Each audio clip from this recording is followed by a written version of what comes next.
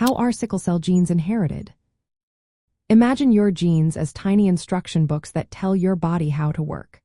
When it comes to sickle cell disease, these instructions involve a specific gene that makes hemoglobin, the protein in red blood cells that carries oxygen. Normally, this gene produces healthy hemoglobin, but in sickle cell disease, a small change causes the body to make abnormal hemoglobin called hemoglobin S. This abnormal hemoglobin causes red blood cells to become sickle-shaped, which can block blood flow and cause pain and other health problems. Sickle cell disease is inherited through a pattern called autosomal recessive inheritance. This means a person needs to inherit two copies of the sickle cell gene, one from each parent, to have the disease. Each person has two copies of the gene that makes hemoglobin, one from their mother and one from their father. If someone inherits one normal gene and one sickle cell gene, they are called a carrier.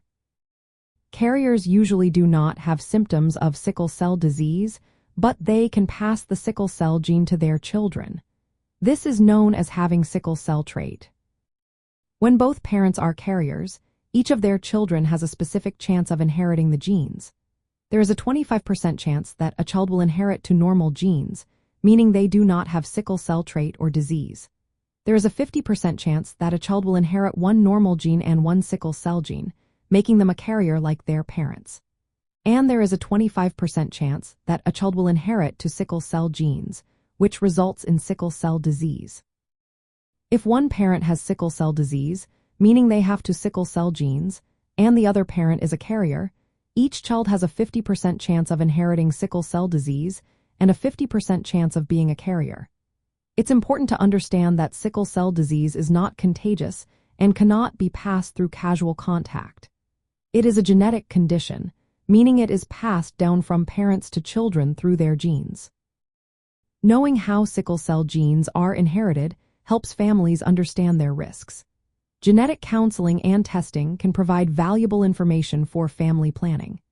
If someone carries the sickle cell trait, they can discuss reproductive options with healthcare providers to understand their chances of passing the condition to their children. This knowledge allows families to make informed decisions and prepare for potential health needs.